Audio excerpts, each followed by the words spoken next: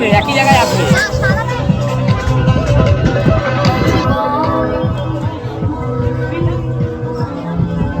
এখন সব রেডি হচ্ছে।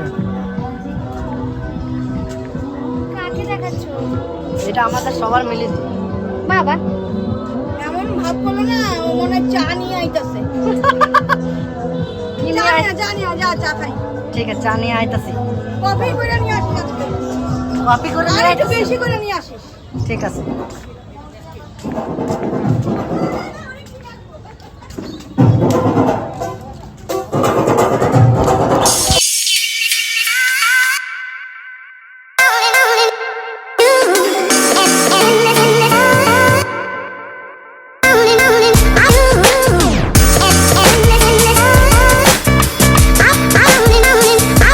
হ্যালো বন্ধুরা, সবাই কেমন আছো? আশা করি সবাই খুব ভালো আছো, আমিও খুব ভালো আছি। তো দেখতেই পাচ্ছ এখানটায় পার্থিবের সেই অন্নপ্রাশনের দ্বিতীয় পর্ব, যেখানটায় আমি তোমাদের দিনের বেলা সব কিছু দেখিয়ে দিয়েছি। এবার শুরু হয়ে গেছে রাত্রের আয়োজন। দেখতেই পাচ্ছ এখানে ডেকোরেশন হয়ে গেছে, পার্থিব রেডি হয়ে চলেও এসেছে, আর আমাদের কিছু কিছু গেস্টরাও চলে এসেছে।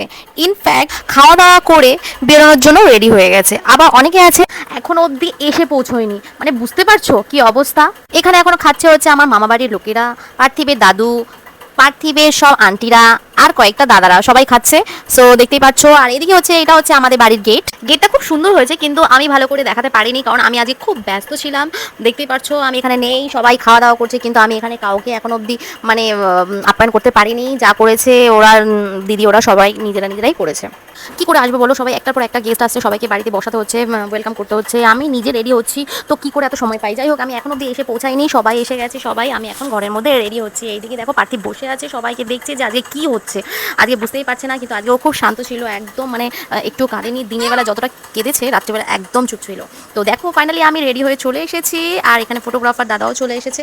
তো দেখো এটা হচ্ছে আজকে আমার ফাইনাল লুক। তো তোমরা বলো আমায় কেমন লাগছে। আর এটা হচ্ছে আমাদের রিয়াদির কোলে রয়েছে পার্থিব, আর এটা হচ্ছে রিয়াদির হাজব্যান্ড, দিদির বন্ধুরা বান্ধবীরা, এটা হচ্ছে রিয়াদির ছেলে, সবাই মিলে চলে এসছে। আর আমি দেখো কেমন লাগছি, জানি সবাই বলবে খুব ভালোই লাগছি।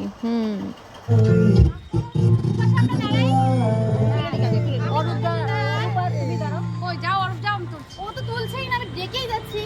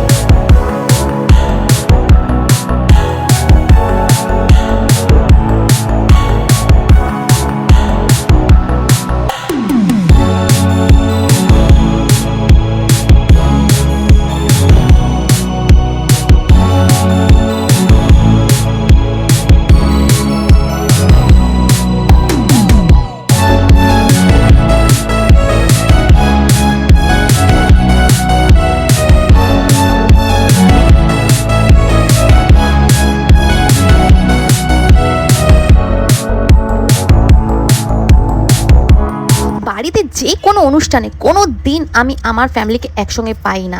একে ডাকি ওকে ডাকি, কোথাও কাউকে খুঁজে পাই না। কারণ হচ্ছে আমরা একসঙ্গে ভাবি ফটো তুলবো, ফ্যামিলি মেম্বার সব একসঙ্গে থাকবে, সেসব হয়েই ওঠে না।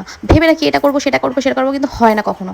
তো দেখো অনেক কষ্ট করে বাড়ির কিছু কিছু মানুষ এখানটা আছে, আর বাদবাকি আমার মা ওরা তো আর নেই, দেখো এখানে বসে আছে।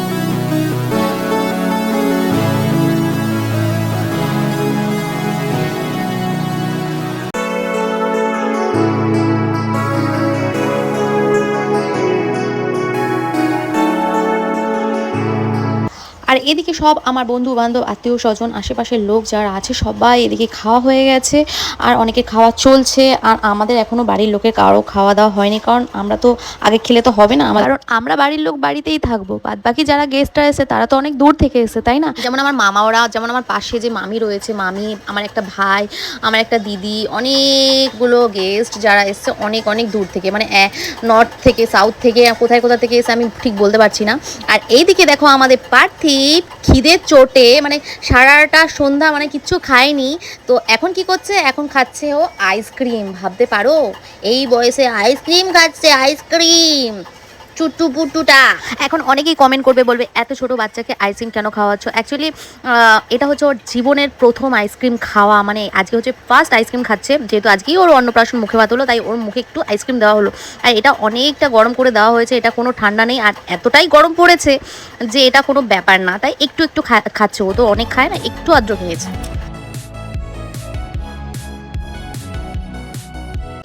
সো আমাদের আজকে সব গেস্ট মোটামুটি চলে গেছে, রাত্রের অনেক হয়ে গেছে। এখন আমরা ঘরের লোকরাই আছি, ফটো টটো তুলবো, তারপরে খেতে বসবো। এখন অবধি ফটো ঠিক মতন তোলা হয়নি। এই চলো চলো ফটোগুলো নিয়ে নি, ফটো নিয়ে নি। আর হাসো আর হাসো।